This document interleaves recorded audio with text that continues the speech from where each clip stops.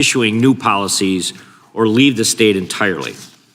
It has also caused more reliance on the state's insurers of last resort, the California Fair Plan. According to the LA Times, and insurance companies that are leaving the state, and the Fair Plan has been seen as a policy that could count and grow for as little as 200,000 in 2020 to more than 450,000 as of September 2024. Taken together, these regulations have fueled the frequency and strength of wildfires in California.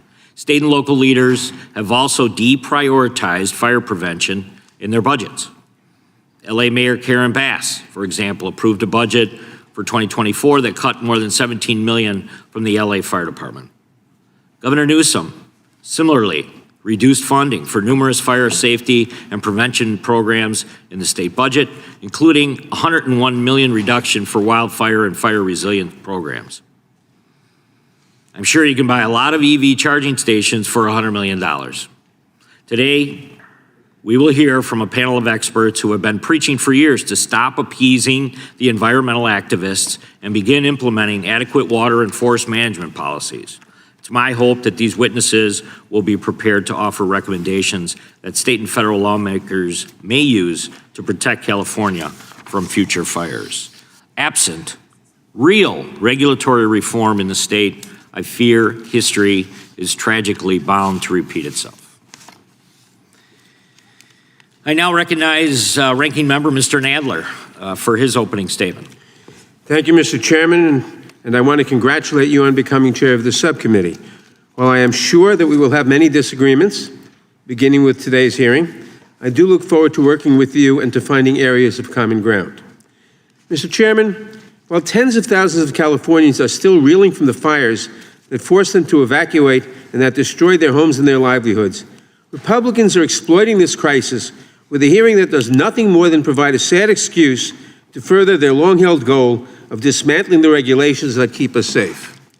Rather than face the undeniable facts of climate change and the need for urgent, unfettered federal assistance to help Californians rebuild their lives, Republicans want to change the subject. But we should begin by remembering the tens of thousands of people whose lives have been upended by this disaster. You look back in the history of California, for me, this is comparable to the 1906 earthquake in California. And the level of catastrophe and disaster here is high. And there's one reason that we're seeing a fire this ferocious. It's the weather, and the number one piece in the weather is the wind. Anthony Maroney is chief of the LA County Fire Department, one of the officials overseeing the firefight. He told us the devil winds hurled embers far ahead of the fire, like snowfall from hell. Made louder. The devastation wrought by these fires is unimaginable, and the only question we should be asking now is how we can help the people of California recover. And despite the heroism of first responders and plentiful water access, all but one small reservoir closed for maintenance, the fires tragically destroyed acres upon acres of homes and communities. Instead of responding to this tragedy with open hearts, Republicans, led by President Trump and his unelected co-president Elon Musk, have resorted to a flurry of baseless accusations and scurrilous misinformation seeking to blame California's Democratic elected officials. And when they claim to be helping the situation, they've actually done more harm than good. For example, President Trump has falsely argued that environmental protection policies left Southern California without sufficient water to fight the wildfires, despite clear evidence to the contrary. Nevertheless, he ordered the release of over 2 billion gallons of water in the Central Valley, purportedly to support his unsubstantiated claims. The president claimed that the water was, quote, heading to farmers throughout the state and to Los Angeles. This critical agricultural resource, desperately needed by California's farmers for the spring, was instead, due to the president's actions, diverted into the Pacific Ocean, 100 miles away from Los Angeles. California does not need political photo ops that waste desperately needed water. They need real federal assistance. And how does the president respond? by insisting that any federal aid come with strings attached that further his own political agenda, like voter ID laws. Never mind that California already has voter ID laws, but the president wants to play politics rather than help those in need. And Gavin Newsom is going to sign those papers. And if he doesn't sign those papers, we won't give him money to put out all his fires. And if we don't give him the money to put out his fires, he's got problems. He's a lousy governor. So I said, Gavin, will you sign? It took him like a month and a half or 2 months, and then he decided for political reasons. And then we got hit with COVID, and we had to solve another problem. That is outrageous. And it is outrageous that Republicans in Congress, including Speaker Johnson, have indicated that they are open to placing conditions on disaster aid, especially ones that have nothing to do with wildfires. Not only is that wrong for California, but it is simply wrong to treat the citizens of any state as pawns in a political game. Natural disasters tragically affect millions of Americans across the country each year. As FEMA's website explains, its purpose is, quote, to help people before, during, and after disasters, unquote. To help people, all people. It is not there to help just the Republicans or just the Democrats or to promote partisan objectives. It has always been and should always remain strictly neutral in its work. Members should be careful before they consider attaching political strings to the federal funds needed to recover from natural disasters. If it can happen to California, it can happen to your state too. In 2024 alone, the states my colleagues across the aisle represent collectively had 122 extreme weather events that necessitated FEMA assistance. 122 extreme weather events made worse and made more frequent by the realities of climate change that the majority still will not acknowledge. Imagine if then President Biden had conditioned necessary FEMA disaster recovery funds on strings that bear no relation to the disasters their constituents are still recovering from. They would have been outraged, justifiably. But today, they remain silent. And today, instead of letting California recover from the blazes that were contained only 5 days ago, and to take stock of how to rebuild, the majority is leveraging the pain and suffering of Americans to push a message of deregulation over all else. Instead of supporting our fellow Americans as they pick up the pieces, instead of ensuring that our neighbors have the resources they need to recover from this disaster, instead of working to slow the devastating effects of climate change that affect us all, Republicans will return to their tired old playbook and blame everything on overregulation. Today we are fortunate to be joined by Frank Freevault, a retired fire chief with actual experience on the ground fighting fires and saving lives. I'm looking forward to hearing from a true expert on how we can best help California in its hour of need. I yield back. Gentleman yields back. I now recognize Chairman of the full committee, Mr. Jordan, for his opening statement. Thank you, Mr. Chairman. The ranking member started off his comments by saying that Republicans wanted to dismantle the regulations that keep us safe. That keep us safe. 28 Californians lost their lives. 20,000 structures were destroyed. 40,000 acres where these fires took place. And California is the most heavily regulated state in the country. We're trying to figure out how we can stop this. It's not about dismantling regulations. If regulations were going to solve the problem, they'd have been solved. Everything would have been solved in California because you got regulations more than any other place. So I appreciate the chairman bringing experts in here to tell us what's really going on. Appreciate this hearing. And to be clear, the clip that was shown by Ranking Member Nadler of President Trump was before the fires. It was clear back in September, for goodness sake. So we're going to get to the truth with our witnesses. I want to thank the chairman for this important hearing about regulatory reform that really needs to happen. And we want to make sure the regulations are in California don't come to the rest of the country, because we don't want this happening all over our great nation. And with that, I yield back. Gentleman yields back. Without objection, all other opening statements will be included in the record. We will now introduce today's witnesses, and I recognize the gentleman from California, Mr. Kiley, for that purpose. Thank you, Mr. Chair. We are fortunate to have with us today witnesses who know as well as anyone what has gone so wrong in my state, what has gone so wrong in the Golden State. They will share with us the titanic policy blunders and staggering failures of political leadership that have caused such harm to California and for which our citizens have paid such a high price. I believe that today's hearing can be a moment where we turn the tide and restore some sanity to California fire and water policy while issuing a warning to the rest of the country about the devastating consequences of these failed policies. As President Trump said, there can be no golden age without the Golden State. Our first witness is Steve Hilton. Now, most probably know Mr. Hilton as a British and American commentator for, among other outlets, Fox News. But he actually, back in 2010 to 2012, was the director of strategy for British Prime Minister David Cameron. And he has now brought his unique mix of brilliant strategy, passion, and a common sense approach to policy to found a nonprofit organization called Golden Together, which focuses on fixing the problems that are causing a mass exodus of people from the state of California. That mass exodus, by the way, is measurable. For 5 straight years, California has ranked #1 in the country in outbound U-Haul rentals. The greatest state in the country, most beautiful state in the country, has become the most popular state to leave. Mr. Hilton's testimony will cover the failures in leadership that have led to the lack of preparation for the fires in Los Angeles. Our second witness is someone who many of us in California know very well and whose insights we have been relying on for a long time. Mr. Stephen Greenhut is Resident Senior Fellow and Western Region Director for State Affairs at R Street Institute. He was a columnist for the San Diego Union Tribune who focused on California policy and state government.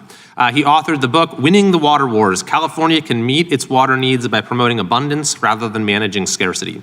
His testimony will identify many areas in which policy promises in California that were made with no follow-through from California leaders. As a California resident, he can speak to the personal impact many of these policy decisions have had on him and his family. And finally, Mr. Edward Ring, who is perhaps as knowledgeable about water and fire policy in California as just about anyone. Dr. Ring is the Director of Water and Energy Policy for the California Policy Center. He has a deep tactical knowledge of the poor decision-making of environmentalist California policymakers. He will speak directly to the prolonged environmental review process and the meddling of environmental groups that prevents proper fire mitigation and water management from happening in California. And lest anyone think that the purpose of this hearing is simply to identify problems rather than present solutions, I'd encourage you to check out Dr. Ring's written testimony in which he has literally dozens and dozens of concrete policy changes that California could make right now to improve the situation. Thank you, Mr. Chair, for convening this important hearing, and I yield back. Gentleman yields back. I now recognize the ranking member, Mr. Nadler, to introduce the Democrat witness. Thank you. Before I introduce our witness, I must take strong exception to what Mr. Kiley said when he said California was the most beautiful state in the Union. Obviously, New York is the most beautiful state in the Union. Chief Frevo has served since 1979 with special district, city, county, state, and federal fire agencies in roles from firefighter to fire chief. He holds an MS from Oklahoma State University in Fire and Emergency Management Administration and currently serves as director of the Wildland Urban Interface Fire Institute at Cal Poly San Luis Obispo. Frank is an SME for the Gordon and Betty Moore Foundation Wildfire Advisory Council and previously served as a senior policy advisor to the Western Fire Chiefs Association with an emphasis on the development of resilient wildland urban interface communities. His work is grounded in aligning key stakeholders around a core set of parcel and community level mitigations that will disrupt the fire pathways which lead to conflagration.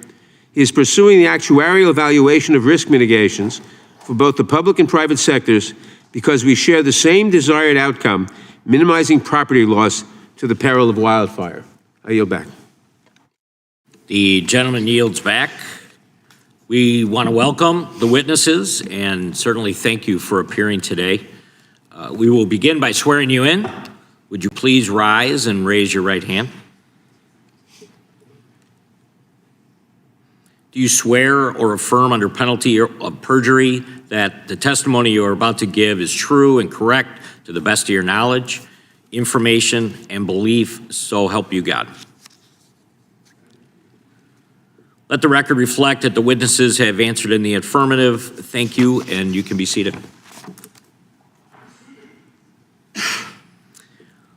Please know that your written testimony will be entered into the record in its entirety. Accordingly, we ask that you summarize your testimony in 5 minutes today. Mr. Greenhut, you may begin. Yeah. Chairman Fitzgerald, Ranking Member Nadler, and members of the subcommittee. My name's Stephen Greenhut. I'm Western Region Director for the R Street Institute, a free market think tank, and have written extensively about California issues for newspapers and books for the past 27 years. I love the state and want to see it prosper. One of the common themes in my writing has been the state's commitment to expanding bureaucracy and regulation without much regard for whether the new programs accomplish their stated goals. But the Los Angeles wildfires have exposed festering regulatory hurdles that have exacerbated the crisis. Many are years in the making, maddeningly complex, and not given to quick solutions. It's a confluence of bad policy involving brush clearance, water, insurance, firefighting, housing, and climate change. California has created a tangled web of regulation that renders this once innovative state incapable of accomplishing anything efficiently, even environmental protection. Consider California's extensive climate change agenda. Instead of building a resilient system that handles whatever Mother Nature throws our way, our state constantly uses it as an excuse for inaction on nuts and bolts issues. By the way, uncontrolled wildfires undermine whatever progress we're making in reducing carbon dioxide emissions. University of Chicago research found that the 2020 wildfires emitted close to double the state's emissions reductions achieved over 16 years. The governor has agreed that we need to step up brush clearance, but very little happens. The California Environmental Quality Act, CEQA, and other laws require environmental impact reports for clearance projects and 2 to 3 approvals for controlled burns. They can take years. The state could, for instance, consider using more funds from the Greenhouse Gas Reduction Fund to pay for this, rather than prioritizing a high-speed rail system that's unlikely to do much about the climate. It's always an issue of priorities. The wildfires have also highlighted California's counterproductive insurance regulations. I've been writing for years about the coming insurance catastrophe. It can take many months, close to a year, for insurers to wade through the process of hearings, rate reviews, and opposition to such hikes by consumer attorney interveners who earn large fees for their efforts. The problem goes back to Proposition 103, the 1988 ballot initiative that instituted the prior approval system for rate increases and rolled back rates. It created a price control system. Unable to easily adjust rates to reflect risk, insurers quietly, and then not so quietly, began exiting. The insurance commissioner crafted a suite of useful reforms that were showing some promise, but why did it take so long? With this catastrophic wildfire, it remains to be seen whether these changes will be enough to stop the continued exodus of insurers. Many homeowners in the LA area didn't have coverage or were relying on the state-created insurer of last resort, the FAIR Plan, and there's much talk of that bare-bones system facing possible insolvency. Rather than addressing the insurance emergency, the governor and lawmakers found time for a performative special legislative session about so-called oil industry price gouging. Again, it's about priorities. Water policy is a tangential issue related to wildfires, but California has built little new water infrastructure since the 70s, when the population was roughly half what it is today. The state passed a major water bond a decade ago, but we've seen little progress on building traditional infrastructure projects. The California Coastal Commission in 2022 even rejected a privately funded desalination plan in Huntington Beach over concerns about plankton.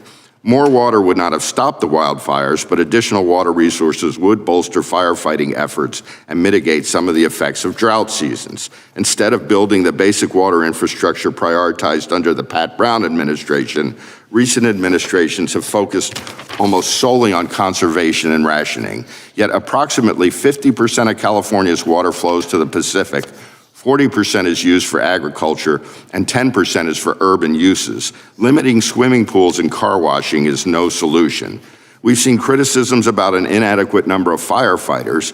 Thanks to union power, we see abundance of LA firefighters earning total compensation packages above $500,000 a year, with one captain earning more than $900,000 a year.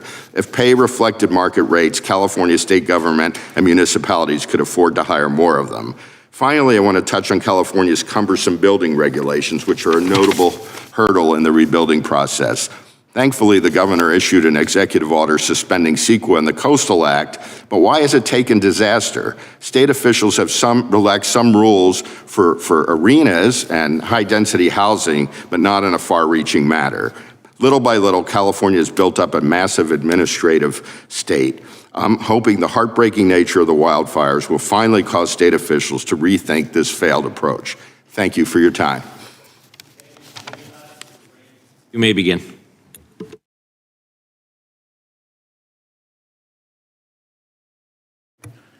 Chairman Jordan, Ranking Member Nadler, Chairman Fitzgerald, Ranking Member Raskin, and members of the subcommittee, thank you for the invitation to appear today to testify regarding California fires and the consequences of over-regulation. My name is Edward Ring, and I'm the Director of Energy and Water Policy for the California Policy Center, a nonpartisan public policy research institute. My observations over the past decade have led me to the conclusion that many of you may share. Overregulation in California has made the state unaffordable to middle-class and low-income families. It has also endangered our lives, our homes, and our communities, and has harmed the environment at least as much as it has helped. Today's hearing centers on the consequences of overregulation in California with a specific focus on the recent and catastrophic wildfires that consumed thousands of homes in Los Angeles and cost many lives. While no amount of preventive measures or properly applied firefighting resources can stop all of the wildfires in our state, their frequency and their severity is a consequence of overregulation. The regulations most damaging to our forests are, ironically, justified by misguided environmentalist values. Because of environmentalist regulations and litigation, pursuant to the California Environmental Quality Act, the California Endangered Species Act, and their federal equivalents, California's annual timber harvest is down to 1.5 billion board feet a year, 25% of what it was as recently as the 1980s. These and other environmental laws have nearly killed our logging industry while also making it much harder to do prescribed burns or graze.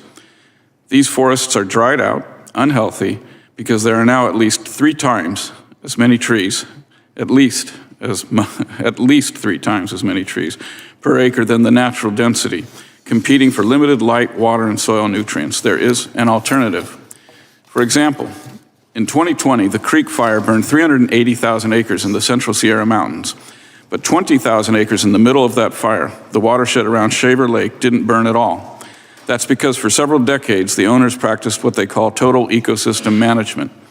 They used prescribed burns, mechanical thinning, grazing, and selective logging to manage their forest.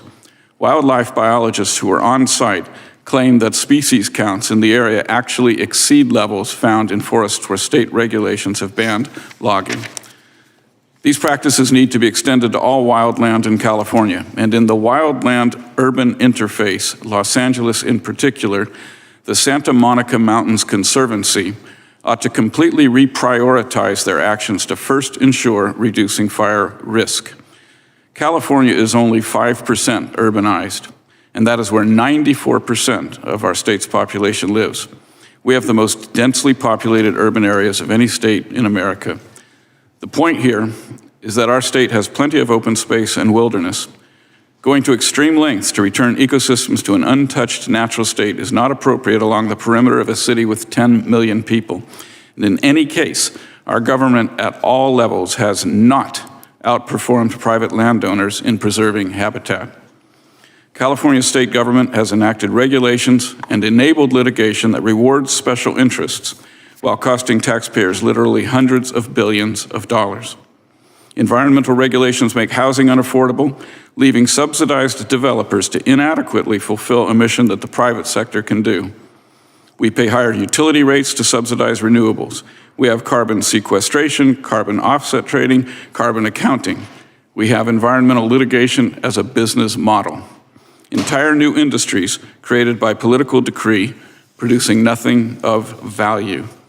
This disaster in Los Angeles is a clarifying moment. The leaders running California today can allow a deregulated private sector to create millions of good jobs delivering abundant energy, water, lumber, and housing, including rebuilding the lost homes in Los Angeles at a price normal people can afford, or we can ration our water and energy and land, expecting the government to subsidize millions of households that can no longer afford the essentials. We can manage our environment and expand our suburbs, redefining what constitutes a reasonable environmental impact. Or we can retreat into high-density urban cores and pretend the entire earth should be turned back over to nature. I am including in my written testimony a list of laws that should be repealed, regulations that should be scrapped, and strategies whereby California, hopefully with the help from the federal government, can save our state. Thank you. Thank you, Mr. Ring. Mr. Hilton, you may begin. Thank you very much. Thank you very much, Mr. Chairman, and all your colleagues for giving me the opportunity to be here today. My comments reflect both the policy work that I've done that Mr. Kiley mentioned at my organization Golden Together, specifically 2 reports which I'd like to draw your attention to, reducing California's carbon emissions through modern forest management, and secondly, water abundance. But my comments also reflect more recent conversations with firefighters in Los Angeles, retired firefighters across the state, and the victims of this disaster. And I have to say to the ranking member, those victims will be offended by the remarks we just heard, which were frankly outrageous and offensive, preposterously claiming that the regulations keep us safe. It is the regulations that put Californians in danger, as we have all been highlighting. It's described sometimes, this disaster, as a natural disaster. It is not a natural disaster. This was a man-made disaster. More precisely, a Democrat-made disaster. That is not hyperbole. That is the only plausible explanation for the impact here. We are still waiting, of course, to understand the ignition, what precisely ignited these fires. But the impact, there's no question that it was the direct result of Democrat policy and Democrat appointments to the bureaucracies who implemented those policies. As we've been hearing, fire is a natural part of life in these areas that burned. That is not new. We have had fires for decades. We have had fire prevention for decades. But in the last 2 decades, that kind of sensible fire prevention was blocked by Democrat policy. We have heard a lot as we've watched these disasters unfold about containment. What does containment mean? It doesn't mean putting out the fires. It means clearing the perimeter, fuel management, fire prevention. That is what's actually happening.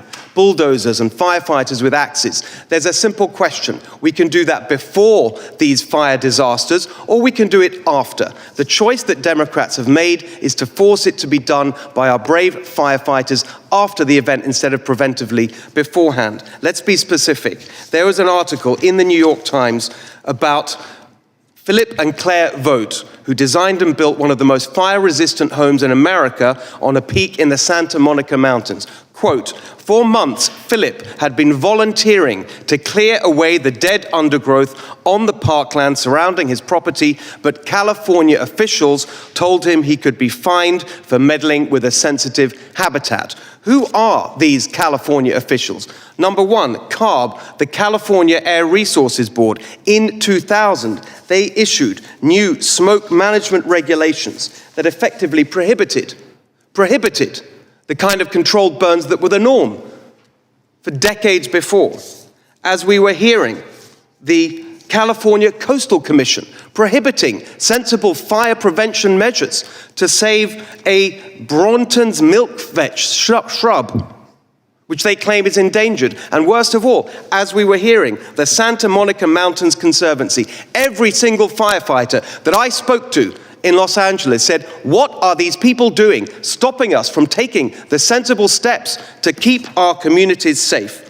This is the direct result of overregulation, and I could go on. In 2020, Senate bill in the California legislature, SB 182, would have mandated fire prevention and resilience, including evacuation routes, vegetation management, fire-safe construction. It was vetoed by Governor Newsom. Here is a quote from his veto letter. It fails to account for the consequences that could increase sprawl. So yet again, you have sensible fire prevention blocked by overregulation because of ideology about the war on single-family homes that's being waged in California. On and on. Every single aspect of this disaster, the failures that led up to it, the failures of response, all of it the result of Democrat policy. Who else is there to blame? Who else has been in charge in Los Angeles and across the state of California in these years? So now we have some demands. We have demands from the people affected who never want to see this happen again. Number one, any support from Congress for what's happened must include a requirement for their sensible reforms, the common sense measures that we have outlined here and is in the policy reports that we put before you. Safeguards to make sure this money, the federal money, is spent properly, any money. Just as we saw with the 9/11 victim compensation, we need a special master appointed to make sure that money is not wasted. And finally, there is a bill on the desk of Governor Newsom right now for Trump-proofing California, even as he goes to the office and begs for help for his state. Surely a condition of any support must be for Governor Newsom to veto that bill. Mr. Hilton, thank you. Thank you so much. Mr. Freiwald, you may begin. Good morning, members of the committee. My name is Frank Freevault. I'm the current director of the Wildland Urban Interface Fire Institute at Cal Poly San Luis Obispo. My opinions today are mine. They don't not necessarily represent the CSU system. To the experience and education that was covered initially, I'd like to add that of my time serving in the fire service, 19 of those years were in California. 24 of those years were outside of California. I think this will be important as we look at Mr. Freiwald, can you speak up just a little bit, please? Make sure your mic's on. The mic's on. Is that better? Very good. My apologies. I'm a soft talker. As I said, my name is Frank Freevault. I am the Wildland Urban Interface Fire Institute Director at Cal Poly San Luis Obispo. My comments today are mine. They do not necessarily represent those of the CSU, California State University. My experience that was discussed earlier, I want to make clear that about half of that has been inside of California and about half of it has been outside of California. Additionally, the comments that I'll make are informed by my service on the Western Fire Chiefs Association, which represents the states of Alaska, Arizona, California, Hawaii, Idaho, Montana, Nevada, and Oregon. And I also have a multi-state mitigation alignment project underway that mitigations for wildland urban interface properties that involves California, Oregon, Washington, Nevada, Colorado, Idaho, and Arizona. We are setting out really to solve two problems. The first is unacceptable levels of life and property loss in the wildland urban interface. When we talk about interface, just like we have oceans and land connecting at the coastline, think of the interface as where combustible vegetation meets urban centers. So when we say interface, that's really the intent. The second thing that we are solving for is an impending national financial crisis that will cascade from the insurance market to the realty, mortgage lending, and general obligation municipal bond markets, in my opinion. There is understandably a lot of polarization on this issue. What I can tell you from my time working in the field on these types of disasters is that we need to reframe how we approach this going forward. And I would suggest we do it in the following ways. First, this is an urban conflagration problem. It is not a wildfire problem. It starts as a wildfire problem through embers entering communities and the reception of those communities on buildings. This is well understood through Jack Cohen's work. Second, this is a national problem. It is not just a California problem. Lahaina, Hawaii, the Marshall Fire in Colorado, Calf Canyon, Hermit's Peak Fire in New Mexico. This one usually surprises people, unless they lived back there or here. The Gatlinburg fires from 2016. 2,460 structures, 17,000 acres. You don't normally think about that happening there. And it's not just here. Essentially, if you look at the globe, 30 degrees north and south of the equator, Spain, Greece, Chile, Australia, New Zealand, this is not just our issue. Unfortunately, we can learn from those as well.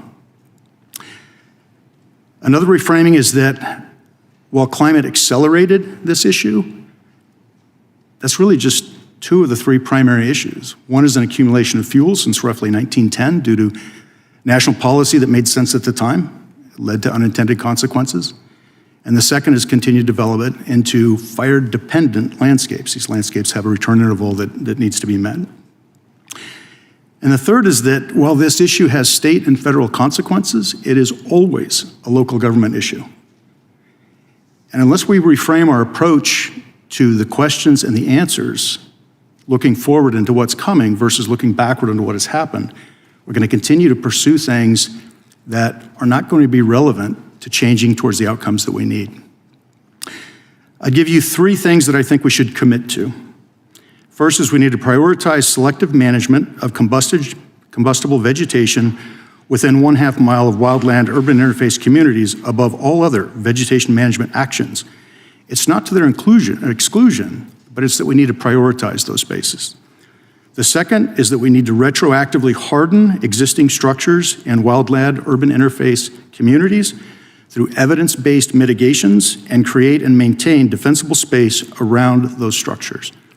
And to clarify, mitigations mean the various actions that you can take to make these structures less receptive, first and foremost, to embers, and later to structure spread.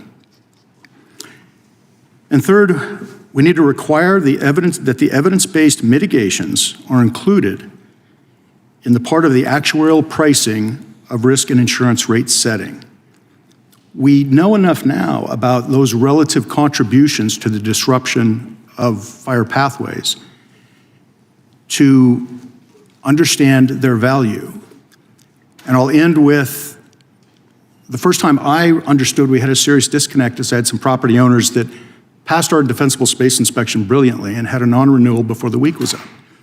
And I realized at that point how the fire service and how the insurance industry were looking at the same place, were not connected. And that's where I think we need to go to. Thank you. Thank you, Mr. Freiwald. We'll now proceed under the 5-minute rule with questions. The chair I recognize myself for a number of questions. Starting out, the tragedy of recent fires in Los Angeles will undoubtedly made worse by some of the policies that make it impossible for California to manage longstanding fire risks inherent to the state. So, Mr. Ring, let me start with you. Why do you think there is such a resistance to these common sense approaches that many have just heard about this morning, and certainly have been hearing about since the fires happened in LA? I can't think of a harder question to answer. I find it inexplicable. I do think that some of the motivation for the litigation, for example, that we see against sensible wildland management comes as an economic motive. Again, the regulatory and legal environment, because of these laws, are such that it's very easy to file a lawsuit to try to break any project that's going to develop land or manage wildland. So I think a lot of it would have to do with that. I also think that there is a preoccupation with climate change that sort of diverts people from looking at, I think, what Steve referred to as the nuts and bolts. If you're truly concerned about climate change, you should be wanting to pursue sensible policies with more urgency, not less. So I think it's partly ideology, and I think it's partly some perverse incentives caused by the legal environment that we've created.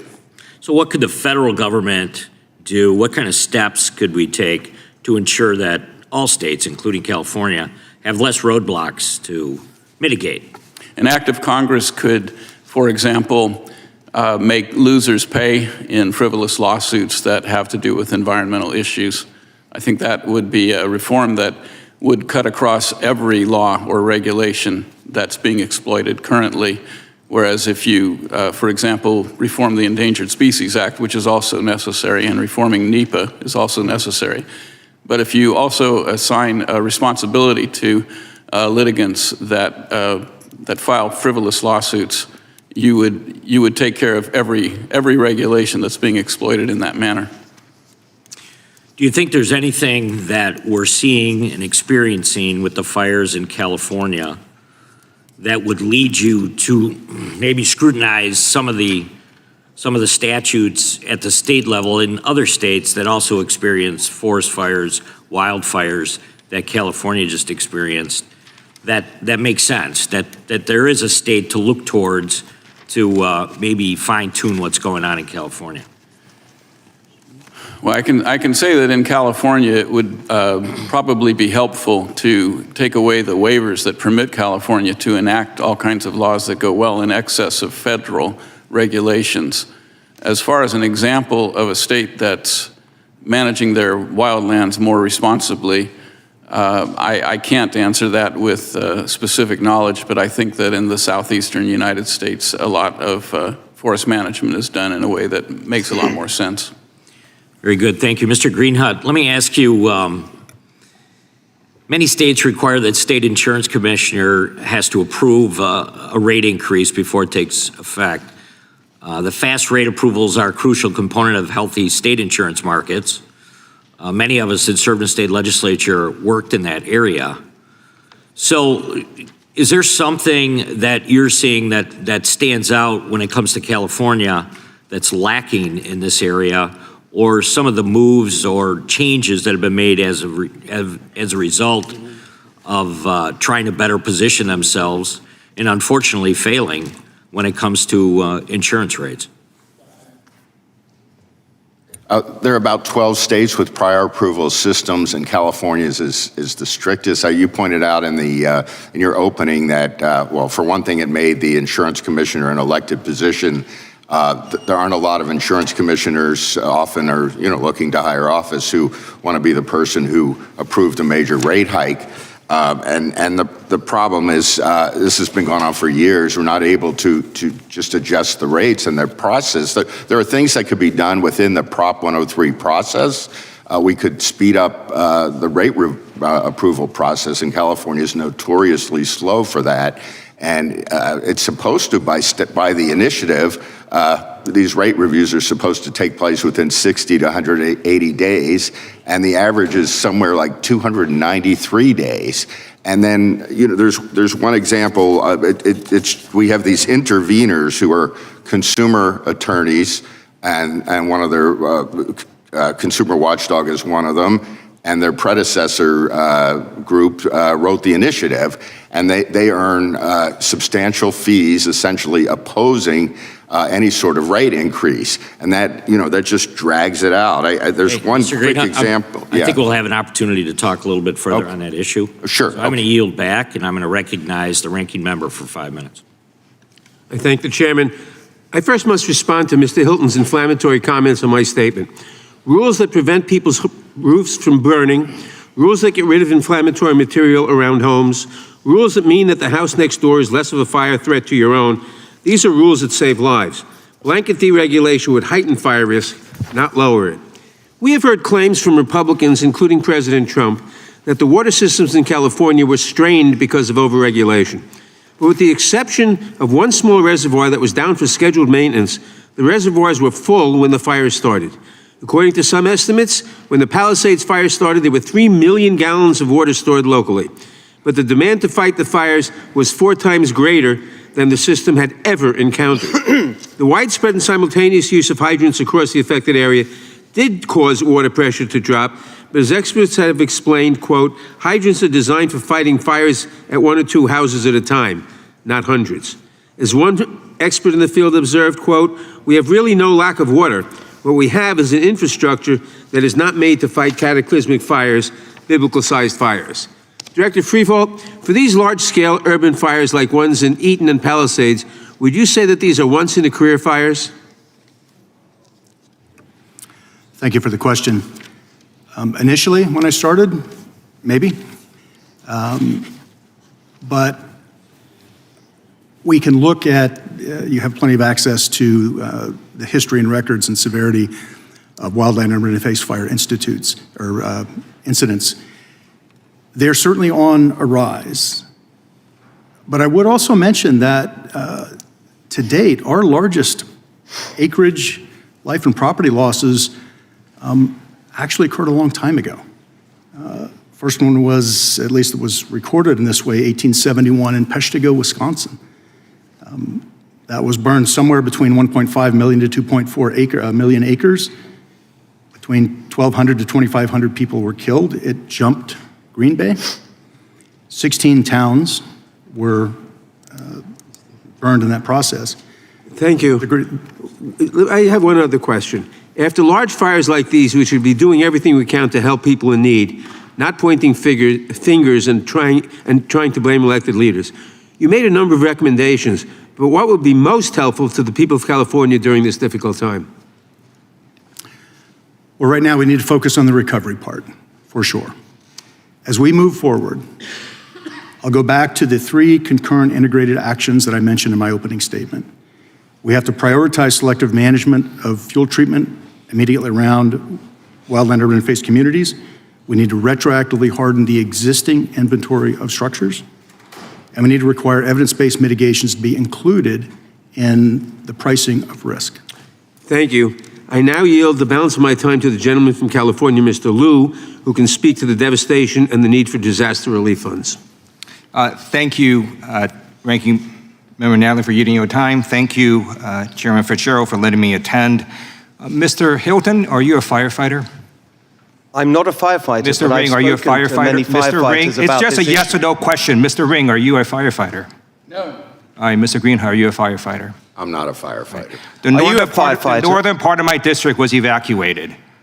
I've talked to numerous firefighters. I've visited the intensive damage. I've had multiple briefings from firefighters, first responders, and fire chiefs. This is what they told me. The reason these fires in Southern California spread so quickly, caused so much damage, was because of Santa Ana winds that reached unprecedented gusts of 100 miles per hour. Gusts so high that helicopters and the airplanes could not fly. Also because of very low relative humidity and the driest conditions in California history. None of the firefighters said it was about overregulation or homeless people or the Delta spelt fish or the timber harvest or voter ID laws. So shame on anyone who is exploiting the pain and suffering of disaster victims to jam through partisan ideological policies. We should get disaster aid to these disaster victims now without conditions, just like we treat every other disaster victim across America. We just gave aid this past December to South Carolina, Florida, Oklahoma. The Democrats say, hey, we want you to do better on climate change policies in your state. No, we just gave that aid because these are Americans who are suffering. So do not exploit them. I yield back. Gentleman yields back. Ranking member has a unanimous consent request. Thank you, Mr. Chairman. Since the majority is having this hearing on California fires without the participation of members who represent the Palisades and Eaton, I seek unanimous consent to enter statements from Representatives Chu and Sherman into the record. Without objection, we now recognize the gentleman from North Carolina, Mr. Harris. Thank you, Mr. Chairman. And I think we're all here trying to learn more about how to prevent these situations from developing in the future. And I want to just, first of all, thank all of you for being on the panel today and sharing. And I want to address a question to Mr. Stephen Greenhut, if I may. Recently, areas in my own home state of North Carolina that were devastated by Hurricane Helene are now dealing with wildfires ourselves. Unfortunately, in the last couple of weeks, the aftermath of the storm's destruction has been providing fuel for these fires. And I want to talk for a moment about the concept of utilizing controlled burns to mitigate wildfires. I know there are prescribed burn projects that happen in my district, and I think it's important that they continue. But it's my understanding that implementing prescribed burns has become more difficult due to the regulations in California. And Mr. Greenhut, are there significant barriers that exist in California to exercising these prescribed burns? And if so, what are they? Yeah, the California Environmental Quality Act, which continues to come up, CEQA, it just imposes enormous hurdles and delays to doing any sort of project. So when we had these horrific wildfires up in Paradise in Butte County, after the fires, it took 2 years before the county was even able to let out contracts for brush clearance. There was a previous fire where it took 18 months, I believe, to get a CEQA approval to do some brush clearance, and the community was destroyed shortly thereafter. So CEQA is a huge hurdle for everything. And one of the points about CEQA, we hear a lot that, we need these regulations to protect the environment. But the CEQA delays and lawsuit process doesn't help the environment. I was just looking up, 49% of lawsuits, CEQA lawsuits, are public projects, and many of them are environmental projects, including parks, university housing, renewable energy.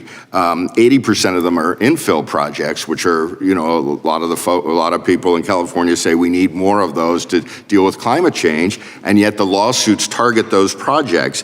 And 64% of the lawsuits are from associations such as unions which don't have a history of environmental activism. So in other words, they use them to secure wage concessions. So is this helping the environment? And if we're slowing prescribed burns and brush clearance, and we've done very little. We're supposed to do about, according to CAL FIRE, about 1 million acres of clearance a year on federal and state land, and have been doing around 125,000 acres a year. And the governor said we need to do more of it. It's just we haven't seen more of it. And so yes. Well, and that was going to be a follow-up question. I understand that Governor Newsom publicly committed to step up the rate of mechanical thinning and prescribed burns in order to clean up the excessive fuel in the forest. And again, I'll just ask you, has Governor Newsom followed through on that commitment at this point? Well, I agree with what he's saying needs to be done. What I'm looking at is that we have all these bureaucratic hurdles. So I think even if a governor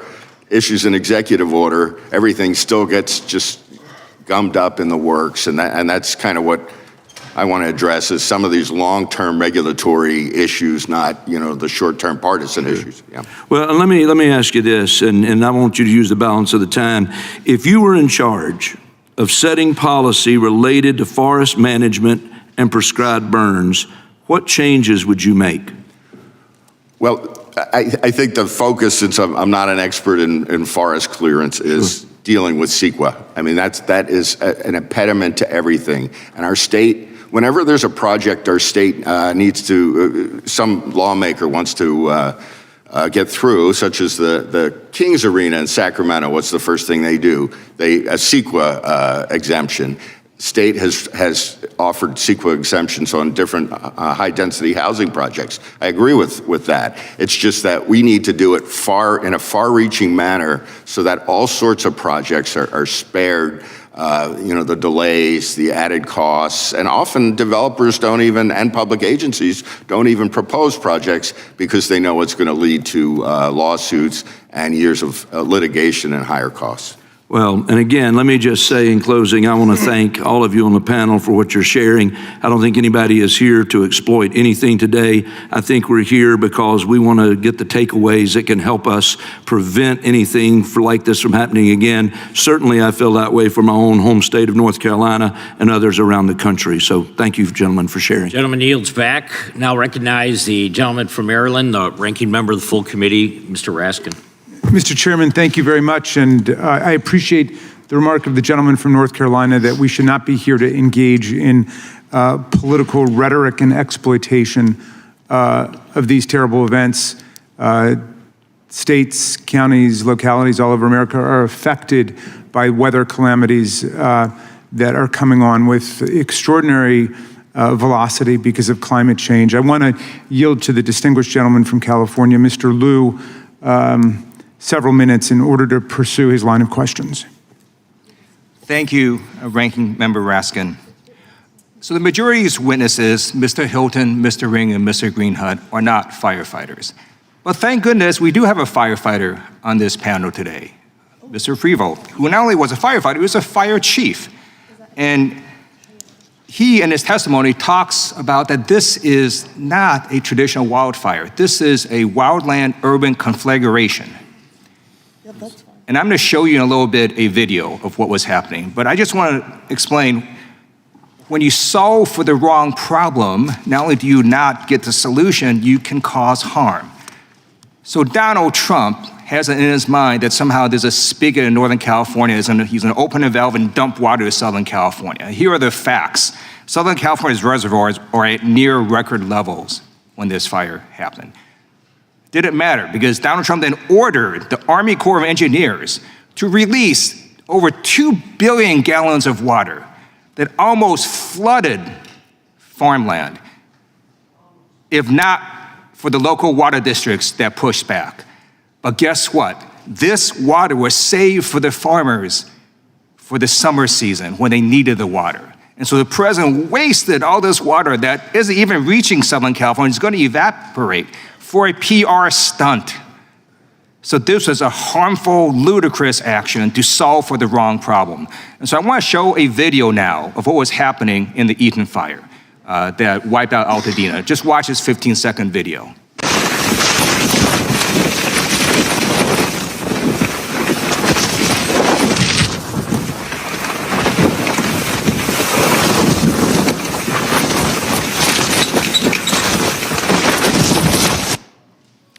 That is not a timber harvest problem, not a desalinization problem, not a homeless person problem, not a voter ID problem.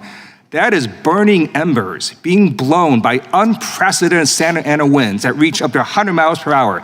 And these burning embers that could be softball size would fly for miles and miles and miles and hit a structure and set that structure on fire. And then that structure became the fuel for the fire. That's what was happening. The structures became the fuel for the fire. And so, Mr. Freevolt, can you talk about, first of all, confirm that that is true, and then explain in your testimony about strengthening sort of these structures with fire-resistant materials? Concur with what you said initially. Repeat the last part of your question, please. In your testimony, you talk about how to harden some of these structures with fire-resistant materials, which actually is something that might make sense, not for the other random policies that the majority of witnesses are trying to jam through on ideological reasons. I would point to two standing sets of work that we could start on yesterday. The first is the Wildfire Prepared Home designation from the Insurance Institute for Business and Home Safety. That's a package of mitigations that has been proven to be effective on really two things. It is preventative embers getting into structures and then starting the structure itself on fire. And it also helps with low duration, low intensity fire in and around the structure. While those are necessary, they're insufficient when we get high concentrations of structure. We need to get enough of those parcel level mitigations done to protect structure to structure spread. If you just do one here, one there, you'll still lose that piece. The second one comes out of the National Institute for Standards Technology, Technical Note 2205, Hazard Mitigation Methodology, excellent set of recommendations. Thank you. And let me just say this, it is particularly outrageous for witnesses to somehow blame Democrats. You know who signed CEQA? Ronald Reagan. That's who signed CEQA. And Governor Newsom pre-positioned assets before this fire. But those helicopters and airplanes could not fly over the Eaton fire because of the 100-mile-per-hour winds. That was the truth. That is what happened. Go do your own research. I yield back. And I'll yield back to the chairman. Gentleman from Maryland yields back. We now recognize gentleman from Texas, Mr. Gooden. I yield my time to Mr. McClintock. Gentleman yields his time. I thank the gentleman for yielding. First, I want to assure Mr. Liu that Messrs. Hilton and Ring and Greenhunt are three of the most insightful experts on California public policy that I've had the honor to work with during my 45 years of public service, and I can't imagine a more distinguished panel than we have before us right now. Mr. Liu might also be surprised to learn that before the modern era, California lost 4.5 million acres a year on average to catastrophic fire. Then in the 20th century, we established land management agencies to do a little of the gardening ourselves instead of leaving it to nature. We auctioned off excess timber to logging companies that paid us to remove the excess. We leased public lands to cattle and sheep ranchers to suppress brush growth through grazing. We did controlled burns to remove undergrowth. We cut fire breaks to contain fires. We used herbicides to keep brush from residential areas. We put out fires before they could explode out of control. and our fire losses declined from 4.5 million acres a year on average to just 250,000 acres a year throughout the 20th century. But we don't do those practices anymore. Our fire losses are now back up to an average of 1.5 million acres in 2020, 4.5 million acres. Mr. Greenhut, what happened? Thanks, Congressman. It just seems like an ideological shift. We've moved towards land preservation at all costs. And I was just looking through, thinking of but it doesn't preserve the land, does it? It's caused the incineration of the land. Exactly. I mean, the idea was to preserve species. I mean, we pointed out before that we, and some of it's growth control too, pointed out that a project was stopped for hardening the telephone poles over concerns about an endangered weed. It's this. Yeah. Mr. Ring, yeah. Is this a policy issue or is this an act of God? Everything's an act of God, but policy has a lot to do with what actually happens. California's forests, since the enforcement of environmental regulations became more aggressive, are now overgrown. I know you're very familiar with this. The average tree density, and this is verified by several studies from universities in California, Merced, Berkeley, Davis, elsewhere. The tree density in the Central Sierra is now about 5 times what's historically normal. The ladder fuels, which would ordinarily, that's the scrub and underbrush and young trees, which would normally burn in controlled burns or fires started by lightning strikes. When that doesn't happen anymore, you have trees that are allegedly dying because of climate change, but they're actually dying because you've got so many more trees competing with the same amount of light you can actually nutrients. You can actually tell the boundary between the private lands that are not subject to these laws and the public lands just by the condition of the forests on each side of that boundary line. How clever of the climate to know exactly where the boundary lines are and only decimate the federal lands. I can offer some good news, and that is in 2016, we got a categorical exclusion from NEPA for forest thinning projects in the Tahoe Basin Management Unit. That simple change has taken the environmental studies from 4.5 years down to just a few months. It's taken the environmental reports from 800 pages down to a few dozen. It's increased the timber yield on the Tahoe Basin from 1 million board feet a year to 9 million board feet a year. It's tripled the amount of treated acreage. That's what saved the town of South Lake Tahoe from the Caldor fire. Unfortunately, right across the boundary line was the town of Grizzly Flats that was not protected by this law. It was completely incinerated by the same fire. Now, we got those provisions finally this year, just a few weeks ago, into the Fix Our Forests Act. It passed the House with 141 Democrats opposing it. Mr. Hilton, I'll give you the final word. What would you say to those Democrats? I think I'd first of all say to Mr. Liu, I think we'd take his righteous indignation a little bit more seriously if he wasn't in nearly every single case the first to jump on one of the terrible tragedies that we see too often in our country of mass shooting, to immediately call for the kinds of reforms that would stop it happening. These fires have nothing to do with mass shootings. Exactly. And that's what we're here to do, to stop people dying, to stop people losing their homes, to stop the terrible human and economic cost of these fires. That's what we are here arguing for, those kinds of changes that could be made and would stop the severity and impact of these kinds of fires. Gentlemen's time has expired. We'll now go to gentleman from California, Mr. Correa. Thank you, Mr. Chairman. I also want to thank and welcome our witnesses here today. Very important issue for California as well as the rest of the country. I'm a lifelong Californian. I know the Santa Ana winds. They're hot, dry, strong, unpredictable, and unforgiving. Just heard Mr. Liu talk about 100-mile-an-hour winds. This time, this area, it was the perfect storm. Hurricane-strength winds, along with prolonged droughts in Southern California, made just fighting these fires impossible. Led to devastation, loss of property, and terribly, loss of life. But natural disasters are plaguing every state. Floods, hurricanes, fires, and insurance companies are leaving many states, not just California. In Texas, led the nation when it came to natural disasters. From 2004 to 2024, there were $179 billion plus natural disasters in Texas. North Carolina had 82. Virginia had 80. Wisconsin had 49. Wyoming had 31. Florida had 61. And California had 31.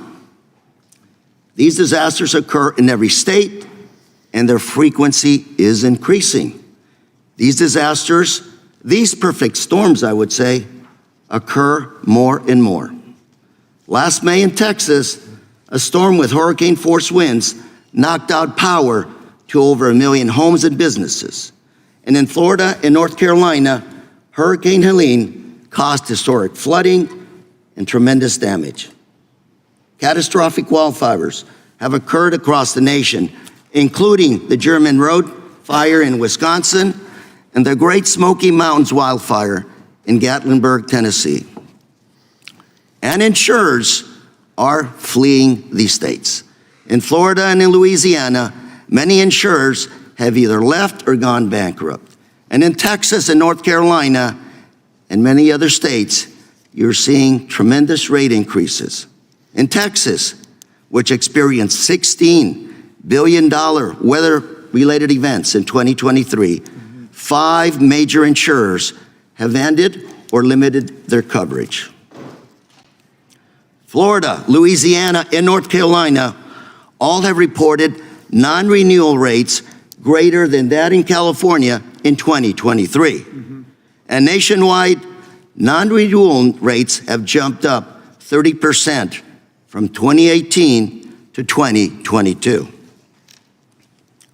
So what we're trying to say is, this is not a California crisis.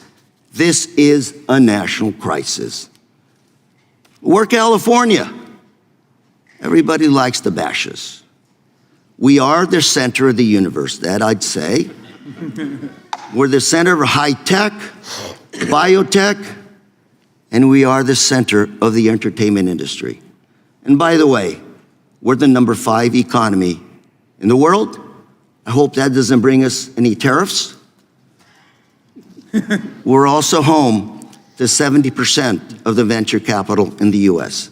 And of course, home to 40 million people.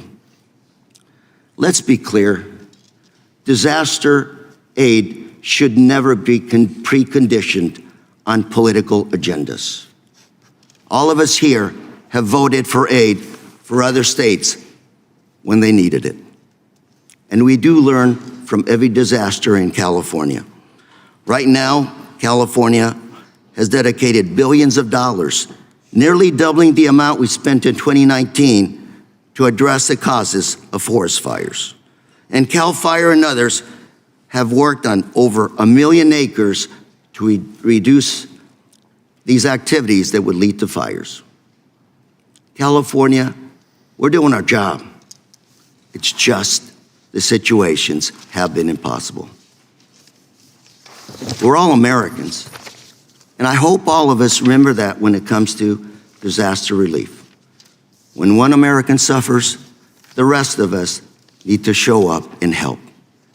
That's what we do best. Mr. Chair, I'm out of time. I yield. Gentleman yields back. Now recognize the gentlewoman from Wyoming, Hageman. Ms. Hageman. Thank you, Mr. Chairman. Climate change and global warming are the scapegoats for the Democrats and radical environmentalists to deflect attention from their failed policies and the destruction caused by their own actions. In 2001, under Bill Clinton, the Forest Service adopted the roadless rule, which was designed to deny access, management, and use to 58.5 million acres of National Forest Service lands. We warned at the time that this rule would cause catastrophic forest fires, reduce the amount of water available for communities for farming and other uses, and also result in catastrophic pine beetle outbreaks, which is in fact exactly what has occurred. Every single one of the things that we described would happen has in fact happened, and California has suffered maybe more than many of the states. Recently, the gentleman who ran the Forest Service under Joe Biden actually admitted in a hearing that the roadless rule was one of the primary roadblocks to proper and effective forest range management. So to say that the government is always trying to fix its last solution, I don't think you need to look any further than the roadless rule. California has essentially the same water infrastructure in place today with 40 million people that it had in the 1960s with 16 million people. So when we talk about putting conditions on the kind of relief that is going to be necessary to help to rebuild California, it must include additional water infrastructure and fire mitigation methods to avoid having these kinds of catastrophes happen ever again. I have an article that I have just recently pulled up. It stated that Newsom vetoed a bill to enhance fire mitigation so he could grab the land for affordable housing. This was a bill that was introduced in 2020, SB 182. It was authored by then State Senator Hannah Beth Jackson, a Democrat from Santa Barbara, whose district had just suffered the Thomas fire. This bill sought to increase local planning requirements and guidelines for permitting development in certain fire hazard severity zones.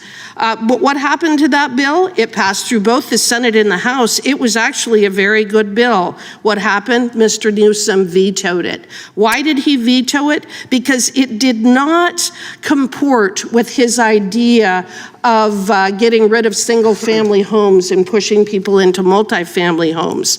And in his veto letter, he actually stated, wildfire resilience must become a more consistent part of land use and development decisions. However, whenever a politician uses the word however, you know they're going in the opposite direction, don't you? However, it must be done while meeting our housing needs. And for him, he wanted the money and the attention and the policy to focus on multifamily homes, not in protecting and hardening the resources available for the existing homes. So call me a bit skeptical when I hear the folks on the other side jump up and down and scream and yell about the fact that they've been doing everything necessary to try to harden and try to address these catastrophes when the exact opposite is in fact true. These catastrophes that we have seen over the last couple of months did not need to happen. This is not about climate change. This is not about global warming. This is about bad land use decisions, bad policies, and restrictions of being able to actually make the kinds of changes that must be made. Mr. Ring, while you were being questioned earlier, you mentioned the need for ESA reform and penalties for frivolous lawsuits, but I don't think that you had sufficient time to explain what you were referring to. Would you please explain what you were talking about? Well, Steve has talked about this as well, and it applies to almost any kind of development or land use decision in California. There are laws, and it's not just CEQA, it's the California Air Quality Management, the CARB is a agency, and the Coastal Commission, which came up, but there's countless laws and regulations that provide grounds for lawsuits. One of the things that might be a very meaningful reform to CEQA would be to take away standing to third-party attorneys that truly have used CEQA as a business model and restrict CEQA lawsuits to district attorneys and the state attorney general. And by the way, when CEQA was signed by Governor Reagan in 1970, it was a two-page document that could be filed within weeks, and now it's an 800-page document that Mr. Ring, the takes gentleman's time has expired. Thank you. Thank you for your testimony. We're not going to go to Mr. Correa for a UC. Mr. Chairman, I'd like to submit some documents for the record. Yeah, without objection. First one, Progressive Insurance becomes the latest insurer to flee Texas, October 19, 2024. Second one, 15 states facing imminent insurance crisis. October 4th, 2024. Third one, insurance crisis that started in Florida and California is now spreading. Your state could be next. July 2nd, 2024. Fourth one, California isn't the only place where insurers are dropping homeowners. January 18th, 2025. Fifth one, letter from Congressman Costa to Secretary Hesgreth, dated February 1st, 2025, concerning unplanned water releases. And the sixth one, a letter from members of the California delegation to the Chairman Fitzgerald and Ranking Member Nadler, dated February 5th, 2025, supporting California's insurance regulation. Thank you. Without objection, the chair now recognizes the gentlewoman from Vermont, Ms. Ballant. Thank you, Mr. Chair. The scale of this disaster is really almost impossible to comprehend. We've got 29 people who are dead. We've got 16,000 structures that were destroyed, so many Californians injured. And while these devastating fires were raging on, Republicans' first reaction was to blame the wildfires on, quote, DEI. So I'd like every witness to answer this simple question, yes or no, starting with Mr. Greenhut. Do you believe that people in Los Angeles died because the fire chief is a lesbian? Yes or no? Do you believe? No. Okay. Mr. Ring, do you believe people in Los Angeles died because the fire chief is a lesbian? No. Great. Mr. I don't know because your name is now upside down. Mr. Hilton, do you believe that people in Los Angeles died because the fire chief is a lesbian? No. Mr. Freevolt, do you believe that the people of Los Angeles died because the fire chief is a lesbian? No. Great. So, glad we established that. But I want to remind everyone that while fires raged through Main Street and Palisades, Elon Musk said that DEI means people die, in reference to the Los Angeles Fire Department's response. And my House colleagues seem to agree. This here is a tweet from Representative Marjorie Taylor Greene posted on her official social media. It says, how's your DEI mayor of Los Angeles working out for you? So it's become crystal clear that the phrase DEI is used in place of much more offensive terms to talk about people of color, to talk about women, queer people in this country. It's sickening, and they're literally saying this while people were dying. So obviously, this has nothing to do with the families who lost everything. It does not do anything for the communities that were destroyed. It's an absolutely wrong way to deal when you have a natural disaster. And I know, because the last 2 summers in Vermont, we've had catastrophic flooding. What people need in this moment is leadership. Americans need us to get the resources that they need out to them immediately. America does not need a president that is hell-bent on dismantling our federal emergency management system or conditioning aid to California to profit off of a community's devastation. All this talk of DEI is a complete and utter distraction from the fact that we need a plan, an actual plan to help the people of California who lost everything. At this point, I'm going to yield back the balance of my time to the gentle lady from California, Ms. Kamala-Gradov. Thank you, Congresswoman, for yielding me your time. And thank you, Mr. Chair, for allowing me to be here. You know, I love California, and I don't like people shading my state. But sometimes funding disparities in a national election out of the 5th largest economy in the world, California, can roil a person's feelings about our state as a whole. But these frail emotions should not debilitate a leader's execution of their job serving all of the American people. California fires and the consequences of overregulation is a gross title misnomer. Mr. Freevolt, I have a few yes or no questions for you. Would you agree that the Eaton fire happened in Altadena, an unincorporated portion of Los Angeles County? Yes or no? Yes. Okay. Is it safe to say that LA County has more relaxed zoning ordinances and building regulations than the city of Los Angeles? I do not have enough knowledge to give you a yes or no answer. The answer is yes. Would you agree that permissive building codes, the notion of permissive building codes, are antithetical to overregulation? The details in that question are It's a very too far simple for me to question. answer yes or no. Permissive building codes does not equal overregulation. I can't answer the question. All right, I'm going to answer that for you, yes. Because at the end of the day, I would say, and I don't know if you would agree, that the entire framing of this hearing is actually based on a false premise. Yes or no? I believe we're approaching the discussion from a legacy standpoint. We're looking backwards in the discussions and the questions. We need to be looking forwards. We do, and instead of blaming California for overregulation, we should be talking about ways to help the thousands of people who lost their lives in these fires, including some of my own family members. Concur. With that, I yield back. Gentlelady's time has expired. Yield back. Now recognize the chairman of the committee, Mr. Jordan. Thank you, Mr. Chairman. Mr. Hilton, you said in your testimony the speed, scale, and destructiveness of the fires was the direct result of Democrat policies. I want to know why. I mean, I assume those policies are like why they stopped logging in California, why they stopped clearing controlled burns and other things that's been mentioned by all the experts and some of our colleagues.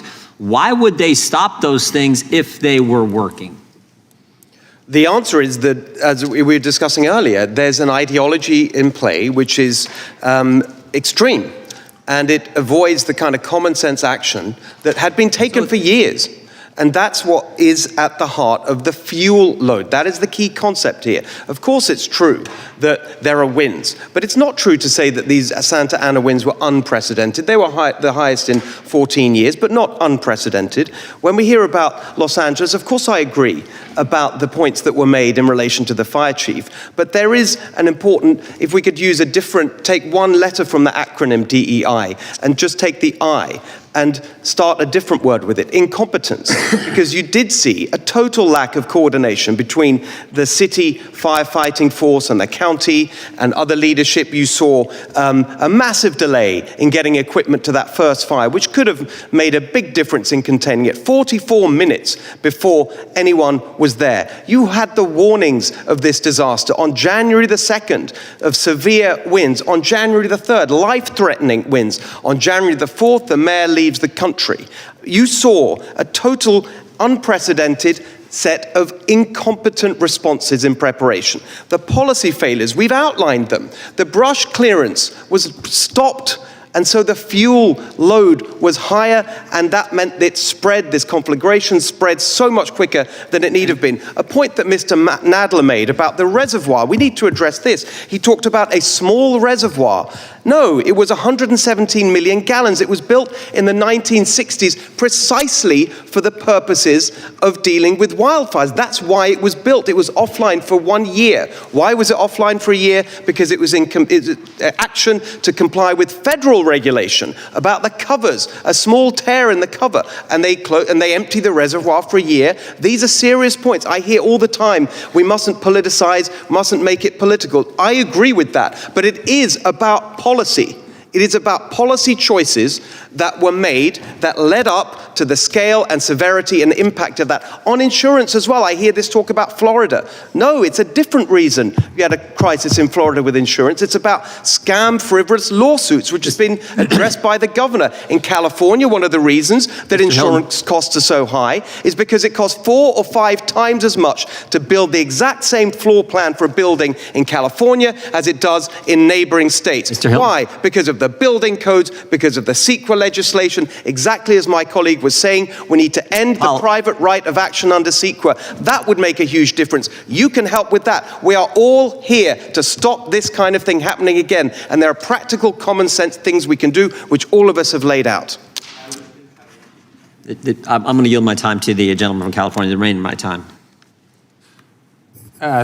Thank you very much. And in response to the gentlewoman from Vermont, I think the issue here is that, for example, there was one firefighter turned whistleblower who said that LA will only purchase from vendors that support DEI, resulting in the fire department having to go with a vendor that will have to pay twice as much, or the shipment may take twice as long because of that requirement. And so I think the point is that a public safety organization should be singularly focused on public safety, and this is not the place for ideology or social engineering. But Mr. Hilton, one of the things that was was appalling to many of us in the middle of the fires was that our governor, Gavin Newsom, set up a political website that was devoted to promoting himself and defending his record and trying to deflect blame, and a rapid response organization designed to attack people and call any criticism of his record misinformation. So I do think it's important to set the record straight. This is a story from Capital Public Radio from a few years ago. Now, is Cap Radio, is that the local Fox News affiliate or something, Mr. I don't think it is. Yeah, it's the NPR affiliate. It's NPR. Right? Not known to be a right-leaning